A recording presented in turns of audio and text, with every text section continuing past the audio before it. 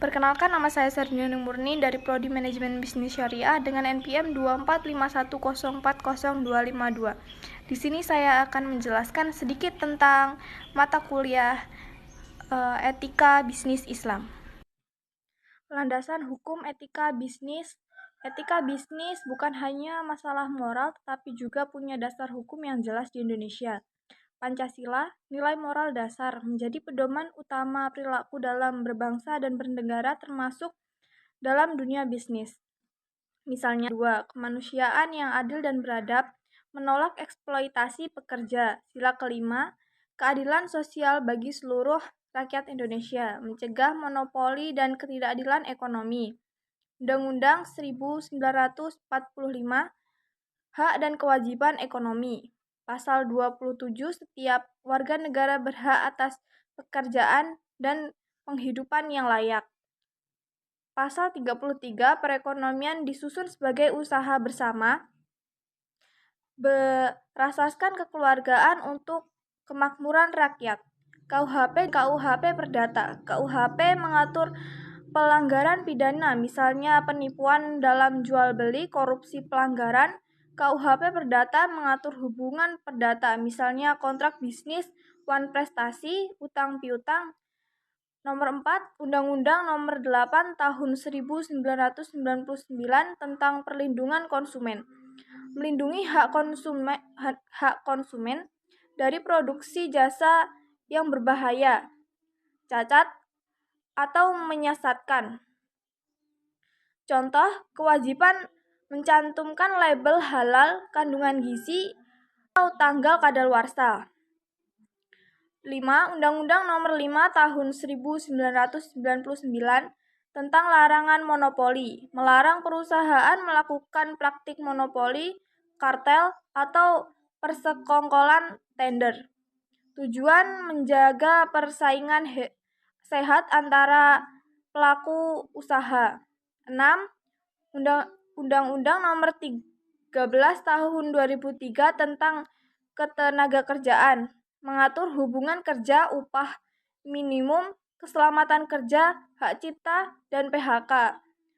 Bertujuan melindungi pekerja agar tidak dieksploitasi oleh pengusaha. Yang kedua, ruang lingkup etika bisnis. Etika bisnis menyebut banyak pihak, bukan hanya perusahaan dan konsumen. Etika terhadap karyawan, memberi upah layak seperti UMR, menjamin keselamatan dan kesehatan kerja, tidak diskualifikatif dalam perekrutan. 2. Etika terhadap konsumen, memberi produk berkualitas, aman, dan bermanfaat. 3. Etika terhadap pemilik saham, menyajikan laporan keuangan yang transparan, tidak menyalahgunakan data perusahaan. Yang keempat, etika terhadap masyarakat dan lingkungan, tidak merusak lingkungan, contoh mengolah limbah industri dengan benar, memberikan kontribusi sosial, mendukung pemberdayaan ekonomi lokal. 5. Etika terhadap pesaing, berbisnis secara sehat, tidak menjatuhkan dengan cara curang, tidak melakukan praktik harga untuk menghancurkan pesaing, menghormati hak cipta, merek dagang, dan paten milik perusahaan lain. Pentingnya etika bisnis. Kenapa perusahaan perlu menjunjung etika bisnis?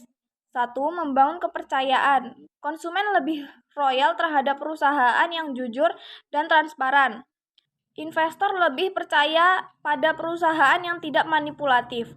2. Mencegah konflik hukum. Bisnis yang patuh hukum akan terhindar dari tuntutan denda atau pencabutan izin usaha. 3. Meningkatkan reputasi perusahaan. Contoh, perusahaan ramah lingkungan cenderung lebih disukai masyarakat. 4. Mendukung keberlanjutan usaha. Tidak hanya mengejar profit, tapi juga memperhatikan aspek sosial dan lingkungan. Contoh praktik etika bisnis. Penerapan nyata etika bisnis dalam keseharian. 1. Menolak suap dan korupsi. Tidak memberikan uang pelicin untuk meloloskan tender. 2. Memberikan informasi produk secara transparan. tidak menyesatkan dalam iklan, label jelas tentang bahan kadaluarsa dan efek samping, tidak melakukan monopoli, memberikan kesempatan perusahaan lain untuk bersaing. 4. Mengutamakan keadilan dan tanggung jawab sosial. Membayar pajak tepat waktu, memberi program CSR, pendidikan lingkungan kesehatan, tidak merusak ekosistem demi keuntungan sesaat. Kesimpulan, etika bisnis adalah gabungan antara aturan moral dan hukum yang mengatur hubungan perusahaan dengan karyawan, konsumen, pemilik, masyarakat, lingkungan, dan pesaing. Penerapan etika bisnis sangat penting untuk bisnis yang sedang berjalan. Sekian presentasi dari saya. Apabila ada salah kata atau kekurangan, saya mohon maaf. Wassalamualaikum warahmatullahi wabarakatuh.